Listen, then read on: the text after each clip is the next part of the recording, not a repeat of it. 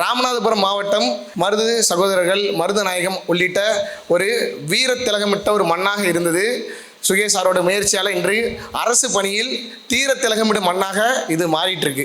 அப்துல் கலாம் ஐயா அவர்கள் அவங்க சொல்லியிருக்காரு, கனவு காணுங்கள் அப்படின்னு சொல்லியிருக்காரு. கனவுகளை நீங்க காணுங்க, அந்த கனவுகளை நனவாக்கக்கூடிய இடம் தான் எதுன்னு கேட்டீங்கன்னா இந்த சுரேஷ் ஐஏஎஸ் அகாடமி.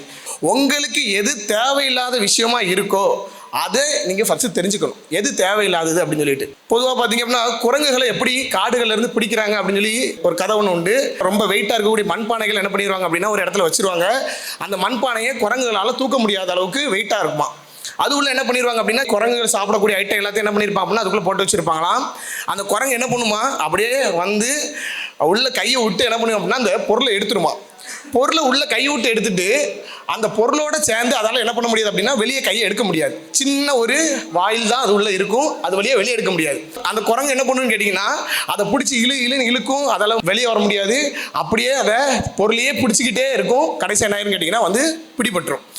ஒருவேளை அந்த பொருளை அது விட்டுருந்துச்சு அப்படின்னா கையை வெளியே எடுத்துருக்கலாம். ஆனால் அந்த பொருளை விடாமல் இருந்ததுனால அது என்ன ஆயிடுச்சு அப்படின்னா பிடிபட்டுருச்சு. அதே மாதிரி தான் நீங்களும் உங்களுக்கு தேவையில்லாத சில விஷயங்கள் என்ன பண்ணியிருப்பீங்க அப்படின்னா பிடிச்சிக்கிட்டே வச்சுருப்பீங்க. அதை விட்டுட்டீங்க அப்படின்னா நீங்களும் என்ன பண்ணிடலாம் கேட்டிங்கன்னா வாழ்க்கையில் எஸ்கேப் ஆகி ஈஸியாக உங்களுடைய பாதைக்கு போயிடலாம். நீங்களும் என்ன பண்ணுவீங்க அப்படின்னா ஓடிக்கிட்டே இருப்பீங்க, உழைச்சிக்கிட்டே இருப்பீங்க. ரிசல்ட் வராத மாதிரியே தெரியும். எங்கே சார் ஒன்றும் டெஸ்ட்டை போடுறேன், ஸ்டடி ஹால்லே தான் படுத்துங்கிறேன், ஸ்டடி ஹால்லே தான் படிக்கிறேன், ஆனால் எதுவுமே கிடைக்கல அப்படின்னு சொல்லி வருந்திட்டு இருப்பீங்க. ஆனால் அப்படி கிடையாது.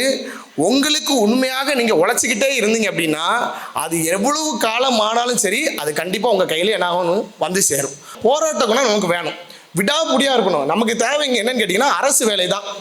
அரசு வேலைன்ற ஒன்று கிடச்சிருச்சு அப்படின்னா எல்லாமே ஆட்டோமேட்டிக்காக கிடச்சிரும். அப்போ போராட்ட குணத்தோட ஒரு விஷயம் இருக்கணும்.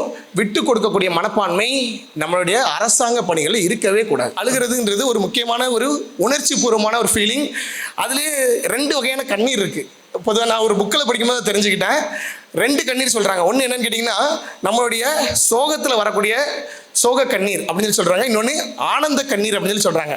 இந்த சோக கண்ணீர் எப்படி இருக்குமா அப்படின்னா இந்த வழியாக வந்து மூக்கு வழியாக வளைஞ்சு போகுமாமா, அது பேர் சோக கண்ணீரா. ஆனந்த கண்ணீர் அப்படின்றது இந்த வழியாக வந்து கன்னங்களில் வலியக்கூடிய கண்ணீராக இருக்கணுமா. சோகத்தில் வரக்கூடிய கண்ணீர் உப்பு கரிக்குமா, ஆனந்தத்தில் வரக்கூடிய கண்ணீர் உப்பு கரிக்காது அப்படின்னு சொல்லி சொல்கிறாங்க. இந்த இடத்த விட்டு போகக்கூடிய ஒரு விஷயமா இருக்கக்கூடியது ஆனந்த கண்ணீராக இந்த இடத்த விட்டு நீங்கள் என்ன பண்ணணும் அப்படின்னா கடந்து செல்லக்கூடிய ஒரு நபராக வரணும்.